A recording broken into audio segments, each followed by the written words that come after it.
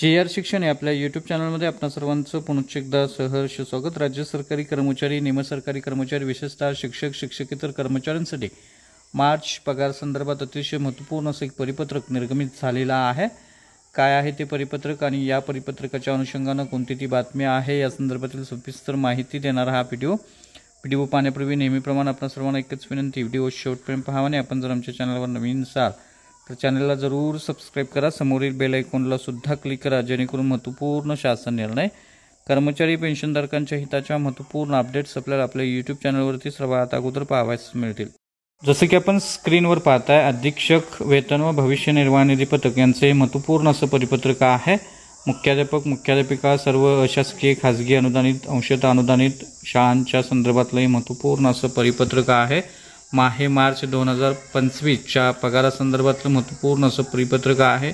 या अनुषंगानं मार्च 2025 लेखाशीर्ष 220/20/20/8 व लेखाशीर्ष 220/23/26/1 च्या देयकाची हार्ड कॉपी या कार्यालयास जमा करण्यासंदर्भातलं महत्त्वपूर्ण असं परिपत्रक आहे। या परिपत्रकाच्या अनुषंगानं सूचना देण्यात आलेल्या आहेत। मुख्याध्यापक पदाची मान्यता सहीचा अधिकार असेल तरच माहे मार्च 2025चं वेतन देयक फॉरवर्ड करावं। शालार्थ प्रणालीमध्ये कोणताही बदल करावायचा असल्यास change details, approve, attach, detach, वेतनवाढ इत्यादी त्याबाबत लेखी पत्रव्यवहार कागदपत्रासह या कार्यालयास करण्यात यावा आणि त्यानंतर योग्य ते बदल या कार्यालयाकडून करून त्याप्रमाणे कार्यवाही केली जाईल। त्यानंतरच बिलं फॉरवर्ड केली जातील किंवा करावीत या संदर्भातल्या सूचना देण्यात आलेल्या आहेत। कोणताही बदल दूरध्वनी, मेल, संदेशावर यापुढे केला जाणार नाही याचीही नोंद घेण्यासंदर्भात कळवण्यात आलेला आहे। सर्व शाळांच्या मुख्याध्यापकांनी ऑनलाईन शालार्थ प्रणालीत अचूक बिलं तयार करून देयके वेळेत फॉरवर्ड करावीत। वेळापत्रकाप्रमाणेच देयके स्वीकारली जातील, त्यातील स्वतः मुख्याध्यापक, लिपिक यांनीच उपस्थित राहावं आणि या संदर्भात कव्हरिंग लेटरवर मंजूर पदे, कार्यरत पदे, रिक्त पदे पदनामनिहाय लिहिली जावीत। याच्यामध्ये शालार्थ ID डाव्या बाजूस बिल ID स्केच पेननं लिहिलं जावं। बँक व शाखेचं नाव, शाखा कोड क्रमांक ठळक अक्षरात नमूद करण्यासंदर्भातल्या सूचनासुद्धा देण्यात आलेल्या आहेत।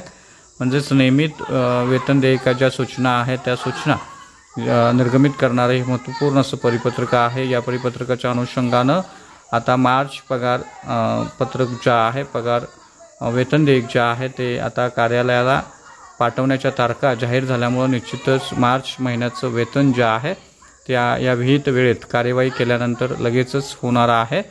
या संदर्भातल्या सूचना देण्यात आलेल्या आहेत। पुढे असंही म्हटलेलं आहे की मार्च 2025च्या वेतन बिलाची हार्ड कॉपी वेतन व भरणी पथक या कार्यालयात जमा केल्याशिवाय आपलं मार्च 2025चं वेतन देयक कन्सोलिडेट केलं जाणार नाही याची सर्व शाळांनी नोंद घ्यावी।